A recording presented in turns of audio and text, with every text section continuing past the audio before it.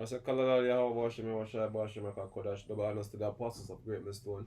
Shalom to the Brazil in the island by preaching this word in sincerity and truth with much honesty.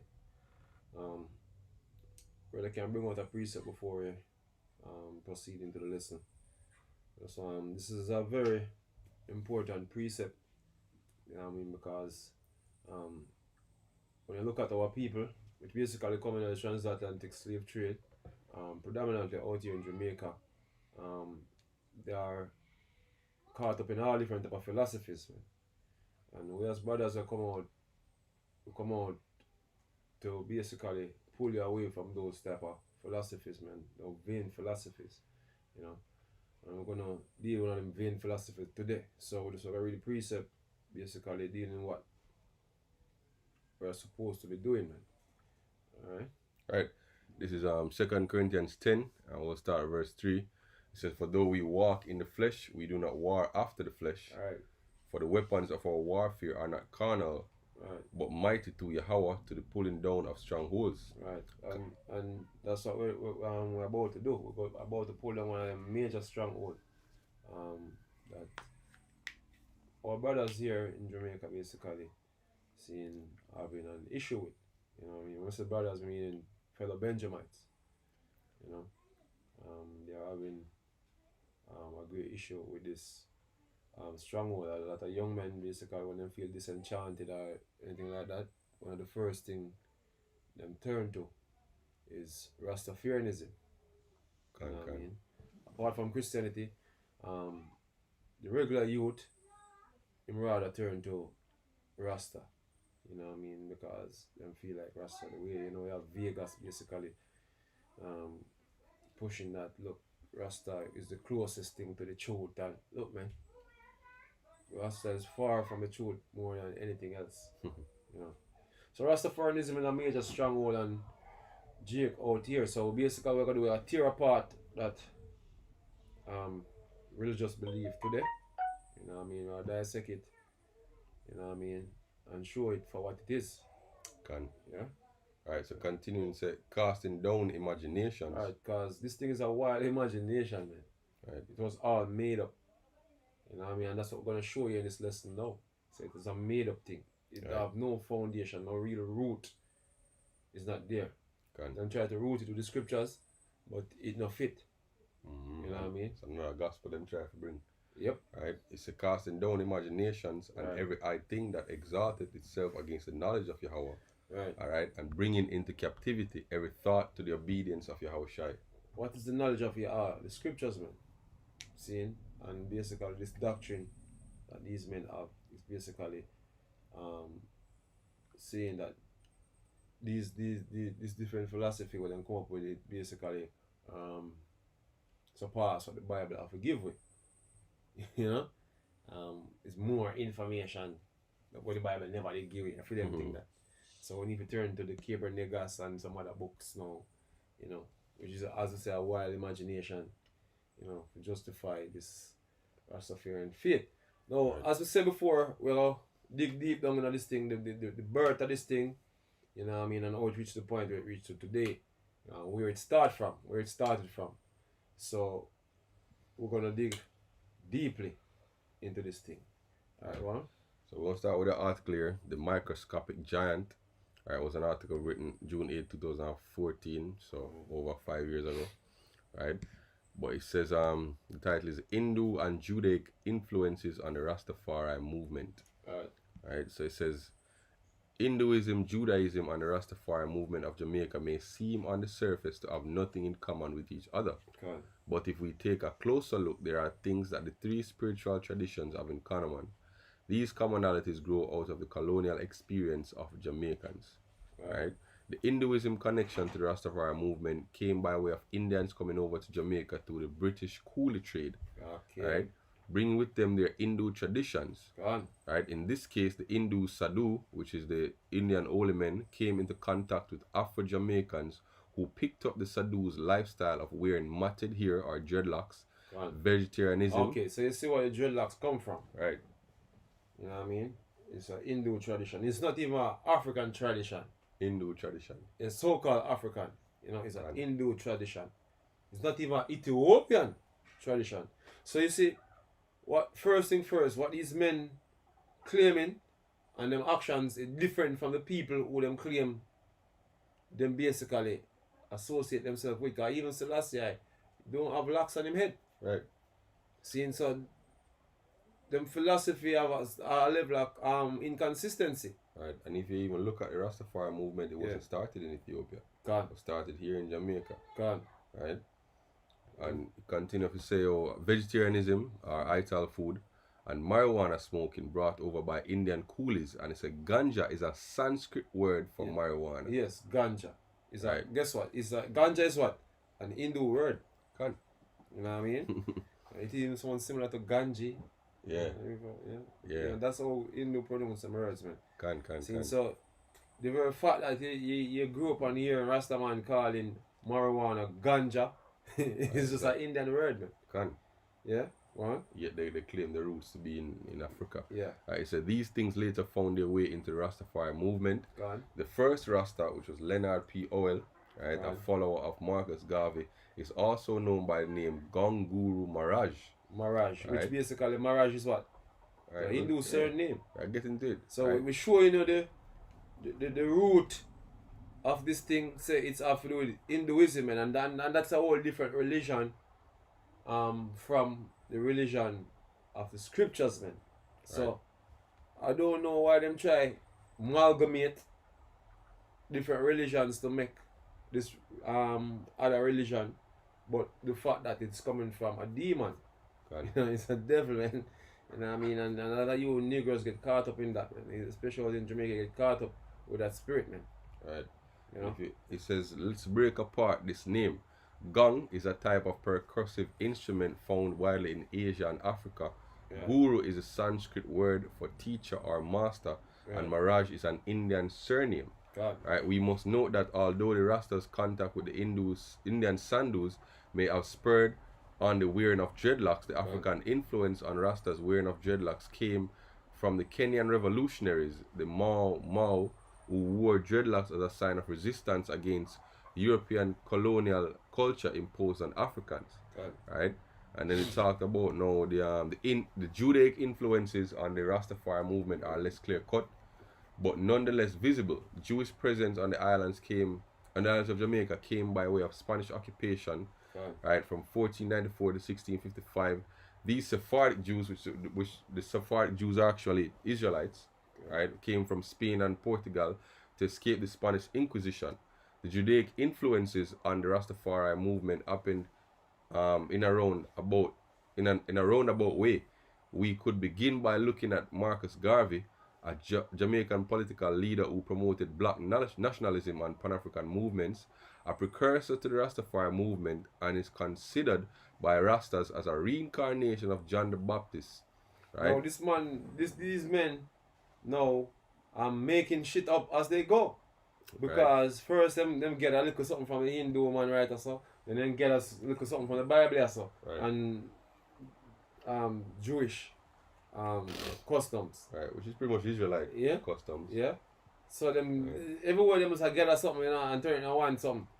You know what I mean? One bag of mix up. But them philosophy is bubbling on itself, man, because it's confusion, man. Right. It's all confusion. Now they mention Marcus Garvey here as a precursor to the faith, man. Right. Which basically Marcus Garvey never follow along with the philosophical turn that Rastafarianism take. He wasn't agreeing with certain things that the Rastas began to teach. You know what I mean? So even when I bring in Marcus Garvey was in disagreement with a whole lot of things, especially in regards to Selassie. Because this is our next thing what them bring in now. Because they have to bring in, not them form a religion, they have to bring in a deity. Right. See, so they have to devise a way how them are going to sell the world or sell so-called Jamaicans this deity. Right. Yeah, go on. So this is a quote from Marcus Garvey. He said, "Look to Africa when a black king shall be crowned, for the day of deliverance is at hand." Gone. Right? Rastas believe that this black king is Haile Selassie I of Ethiopia, Gone. crowned king of Ethiopia in 1930, who they view as the Black Messiah prophesied by Garvey. Right? King of Kings is an honorary title that Selassie shares with Yahushua and Jesus here, as well as being a Judaic expression that refers to God, the second coming of Christ. Right? From Selassie's first name Tafari, meaning respected or feared, combined with the honorary title of Ras, meaning head, is used to denote a chief or prince. We get the name Rastafari. Rastas like Garvey. Basically, like I say, it mean head creator. Right. Hey, anybody can just get a title, man. Can. You know what I mean? You know, a title just come magically or somewhere. You can just get a youth and just give him a title. And it don't mean that you must mean creator. Yes, it's a Tafari here mean respected or feared, and Ras mean head. So it's a respected head or feared head. Right? It's a title, man. And as we said before, anybody can get a title. That because I want to bear the title. Or I want to take on a title, say I'm a king of kings. That don't mean it even must be true. Hey, Xerxes used to call himself king of kings. Yeah, everybody can take on a title, man. It doesn't mean it's true, man. Right. The pharaohs thought they were gods. Yeah. You see me? What? Right. It's Rastas like Garvey, right, rejected the Eurocentric Christianity evangelized by the European colonial powers and embraced Ethiopian Orthodox Christianity, as well as a belief that Ethiopians are the lost tribe of Israel. No, how the hell can this work now? If we're going to some scripture now, brother. See, right. How the hell can this work? Who are Ethiopians, man? Ethiopians are basically Hamites. Can. You know what I mean? Israelites are Shemites. So how you get Ethiopians to be Israelites, man? See? And if the people in Ethiopia are the Israelites, then who are the Ethiopians? You see, and that's how I tell us this philosophy is bubble in nature, man. Confusion. And which basically bubble. Ethiopia is bubble. Right. You know what I mean? Yeah, Ethiopia is bubble, man. The ancient bubble. Yeah. You know what I mean? Right, Cushites, they are the true Babylonians, man. See, that's before before Nebuchadnezzar them? What you call them again? Take over Babylon. The Assyrian them. The Assyrian take over Babylon. Right. So the Ethiopians was the original Babylonians, man, coming from Babel. Nimrod, you know, Nimrod was a so-called Ethiopian or a Cushite. Mm-hmm. You know what I mean? So who I know how a Cushite become an Israelite? That is crazy, man. Right. Genesis, brother. On Genesis, yeah. Genesis 10. Yeah. You see, we have to break this thing down to you. You see, this is what we tell you. Say, you people that practice this thing, guess what? You're shocked to know that there's no foundation to it, man. It's shaky. It's built upon sand. Right. You know what I mean? And right now, basically, we blow up. We are like that storm coming to remove the sun. Right. Yeah. So this is Genesis 10 verse 6, and the sons of Ham, right, which Noah had 3 sons, Shem, Ham, and Japheth. Who is Ham? Right. The father of the dark races, man. According to Zondervan Bible Dictionary. Right. So so-called Africans, right, seeing would descend from Ham. Not all though, because some so-called Africans today, which basically dwell in the west of Africa and scattered throughout Africans, are actually Israelites. Seeing that's another story. Right. But for now, we're dealing with Ham. And the sons of Ham, Cush and Mizraim and Put and Cush. Canaan. Who come from Cush, brother? Let's jump down to Cush right away. Let me see if we can bring it up. Yeah. Right.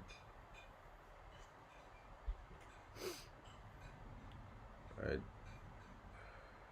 Right. So here we have Kawash. Right. Right, and it means black.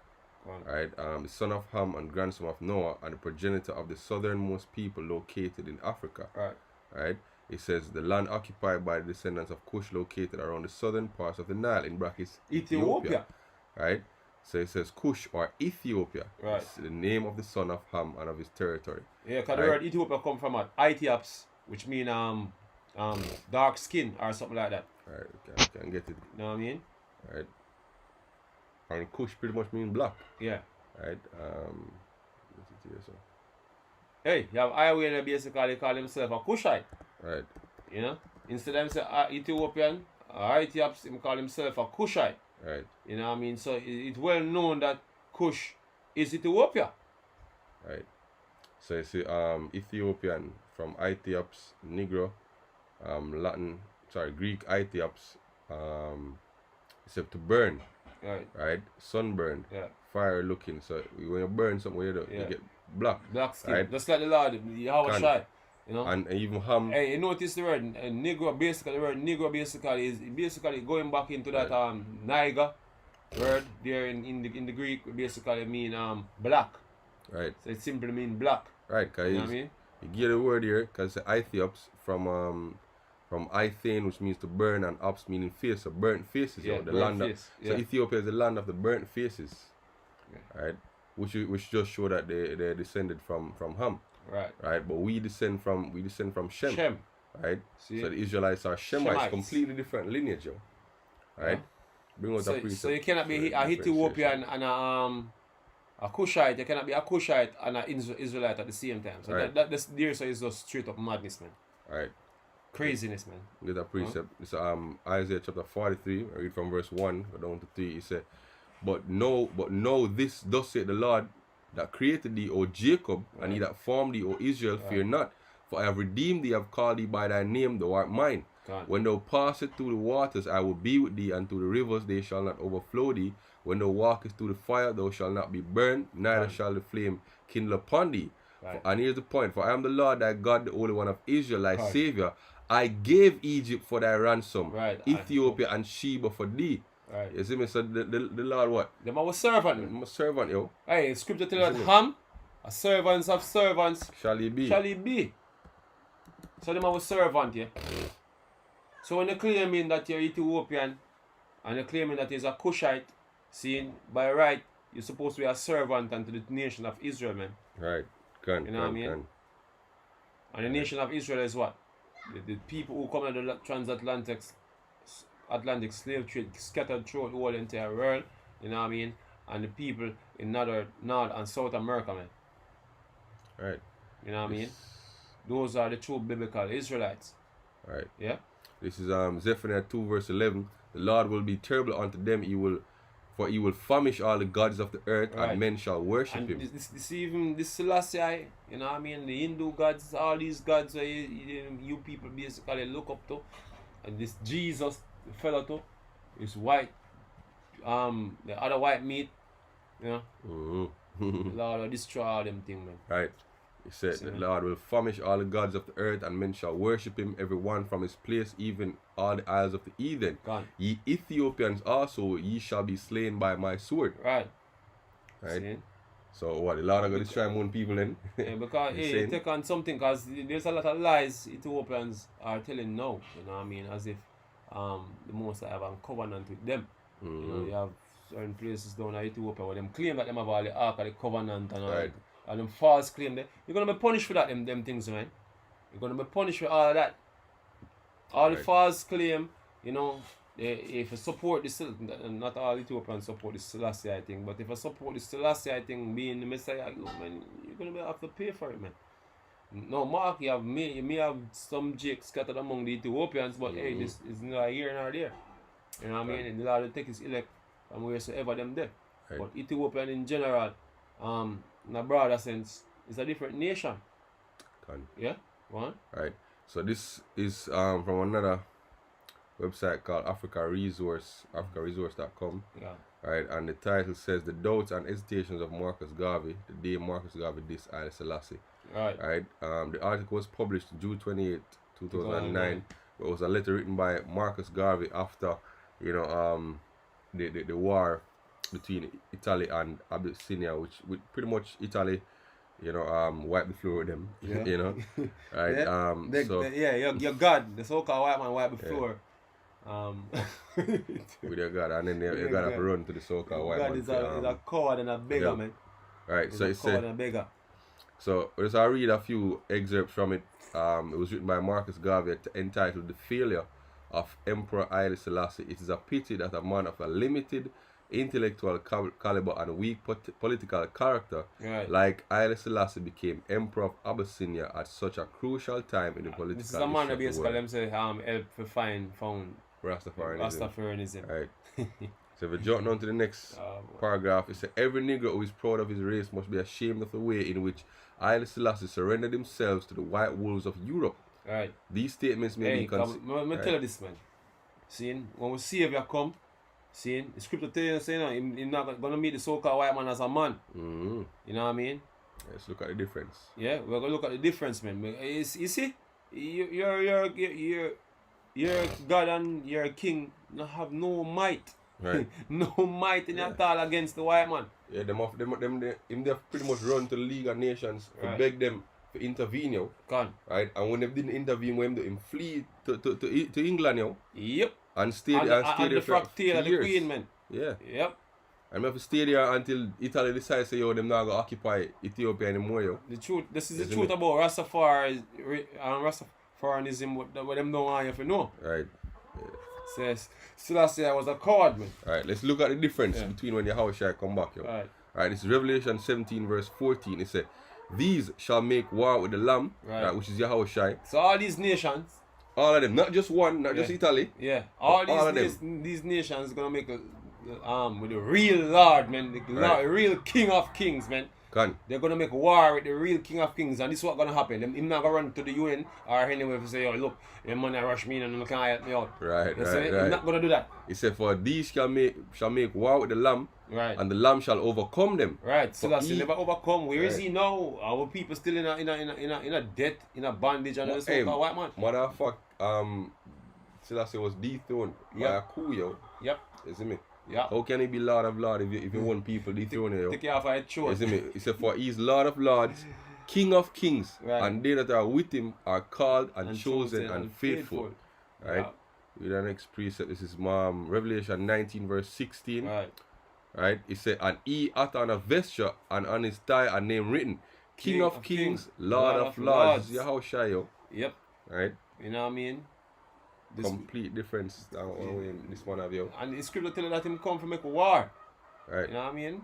And guess what? The war. We can read it. Revelation 19 verse 11. It said, and I saw heaven open, and behold a white horse, and he that sat upon him was called faithful and true. Right. And in righteousness he doth judge and make war. He's going to judge and make war. He's not going to come and meet with some man, some place, and beg some man, you know, so he can negotiate things. Hey, him go before the League of Nations and him plead, yo. Right. Him give a speech and him plead. Hey, a lot of Rasta quote. You know, that a part of that speech, Bob Marley sing that one of them song them until, I think... the philosophy. Yeah. That makes a man more superior than another by the color of his skin. Or the color of his eye. Yeah. It's utterly done away. Yeah, pretty much pleading you. Right. Right, to unite. The powers that be. Trying to tame the devil, man. You can't tame the devil, man. Right. But look at the contrast. The contrast is that when your house shall return, you might do what? No bag of chatting. Right. No bag of chatting thing. A war, the man come to make a war. Right. No negotiation. The Lord is not coming back diplomatic, man. Right. Dictatorship style. The Lord is gonna do, man. Right. He said, and his eyes were as a flame of fire, and his head were many crowns. Right. Alright. Where I think it's going to have many crowns, man. Because nations are get put down, man. Put down, conquer. The man have a conquer, man. The Greeks had a custom of collecting the crowns of all the kings that they defeated, yo. Right. You see me? So Yahushua going to get all the crowns of the nations, yo. He gonna conquer the nations, man. Selassie never conquer, not even one place him not conquer. Right. He said, and he had a name written that no man knew but himself, and he was clothed in a vesture dipped in blood. Why? Because he slaughtered a whole lot of people, man. Especially the so-called white man, he's going to be slaughtered by the Lord Yahushua. Yeah, the white wolves. Yeah, the white wolves. That's Selassie surrendered himself to you. Yeah. You see me? You know? Right. Go on, bro. Pretty much it that you want to get. Finish the article with Marcus Garvey, brother. Alright, no problem. Alright, so jumping back here, so every Negro who is proud of his race must be ashamed of the way in which Haile Selassie surrendered themselves to the white wolves of Europe. These statements may be considered severe, and in fact they are. We could have been otherwise apologetic and sympathetic, but that would have been only if we're dealing with a Coptic priest or religious monk, but not an emperor who held and presided over the political trust of 12 million of his own people and the political destiny of the entire Negro race. Right? This little misguided emperor could not realize. This little midget, man. Right. He not even look black. He look more like a Arab man more than anything else, More man. than anything else, But right? a Negro, okay, this man our God. This little misguided emperor could not realize that he held in his hands the political trust of hundreds of millions of Negroes of the world, Right. men and women who were looking toward the firm establishment of political sovereignty, and that Ethiopia, like Liberia and Haiti, were to them prizes of glory to be perpetuated and strengthened in the maintenance of the dignity of that black race than that other men have claimed to be incompetent, inferior, unworthy, which every black man must disprove. Right? Pretty much it that. Yeah, so Marcus Garvey was like, worst man I wrote. This man is the worst man I wrote. So this man, Marcus Garvey never believed for a second, so this man represent none. But him just as a coward, man. Can. See, when I have no might in him hand. That's a little midget trying to go about begging, sucking the white man's rod, man. Because that's basically what he was doing, man. You know what I mean? Begging them for help against another cracker who come up against him. You know what I mean? So, hey. Alright, I'm reading like a part. It says, yes, they were telling him how to prepare his flight, and like an imbecilic child, he followed every advice and then ultimately ran away from his country to England, leaving his people to be massacred by the Italians and leaving the serious white world to laugh at every Negro and repeat the charge and sneer, he's incompetent, you should be ashamed, we told you so. You should be ashamed to say this man have anything to do with the greatest power among a nation, man. Right. Because what it demonstrated that he have no might any at all. Because where is the Negro today? If he had any might, where is the Negro today? Still suffering. See, our story is different because our king, basically, our God basically have us in punishment. That is our narrative. You know, he's not trying to save us and we are not being saved. You know what I mean? He will put help on we, then him deliver we. That's the difference between our narrative. No, your king was supposed to deliver you, fail to deliver you. When our deliverance comes, it won't be failing, man. Can. Yeah? Alright, this is Isaiah 63 verse 1. Who is this that cometh from Edom with dyed garments from Bozrah? Right. This that is glorious. So by right, the King of Kings should be coming from Edom, bloody man. Right. Killing Edomites to try to so-called white man. Right. This that is glorious in his apparel, traveling in the greatness of his strength. I that speak in righteousness, mighty to save. Right. Wherefore art thou red in thine apparel, and thy garments like him that treadeth in the wine fat? I have trodden the people, press alone, and of the people there was none with me. For I will tread them in mine anger, trample them in my fury, and their blood shall be sprinkled upon my garment, and I will stain all my raiment. This is the reason why his garments will be red. Right. You know what I mean? He said, for the day of vengeance is in mine heart, and the year of recompense of my redeemed is come. That's our Lord, man. Right. Our Lord isn't a midget, you know, running around trying to negotiate it with the so-called white man. So it's a perfect example to show you that the so-called white man rule and run this world. You know what I mean? He became an example to everybody else. Just like the Japanese learn it, that's how the Ethiopians learn it. All these nations that this man run upon and destroy them, yeah, them learn the same lesson as Selassie learned. Not to come against the so-called white man. You know? Because, hey, Lord, Yahweh Shemashai make him as powerful that nobody could take him down. That he believe that he can't come down. That the Lord, when the Lord Yahweh come and take him down, you know what I mean? The Lord Yahweh easily get the name as the most mighty upon the earth, man. That's how it will go. Yeah? Just like when he set up Pharaoh, so-called white man was set up. You know what I mean? So this midget, you know what I mean? That majority of them people, the Rastafarian religion, basically is just a coward, man. Right. They don't got no still there. Yeah, and nothing to do with a God. Right. So the whole foundation of Rastafarianism is a joke. You know what I mean? It's a joke. You know. So Rasta livity and them thing there, you know, look, man, it's coming from Hinduism, man. You know. Not to say some of the things that what them do, you know, it mixed with Hinduism and the Bible pretty much. So, you know, when the ganja smoking and all that. Yeah, aspects of different okay. philosophies. Yeah, you niggas are basically adding demons to yourself, man. Being a part of that movement, yeah. You see, man? But as we say, as Jake disenchanted out here, the first thing you can turn to, it seems as if it's against the system, is Rastafarianism. Right. The Lord lead you that way. Because your brothers out here teaching the scriptures the right way.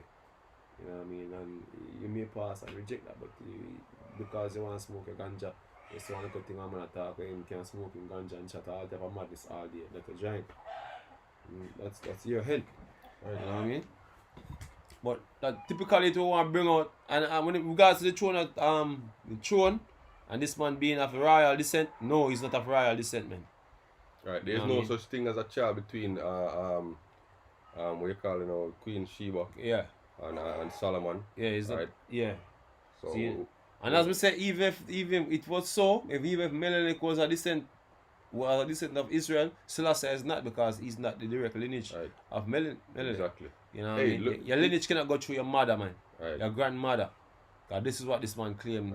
Throne to the throne. The royalty come up through his grandmother. And not every seed of the powerful men of the Bible are important anyway. Yeah. Look at Ishmael. Ishmael didn't receive any blessing. Well, significant blessing. Right? But Isaac, right? Solomon had 700 wives and 300 concubines. Right? So he may have had other children that has. Yeah, many people on the earth that descend from Solomon. Yeah. Right. So I don't it know. Don't matter, yo. It don't matter. That one no special, yo. Yeah. Right? Especially Selassie.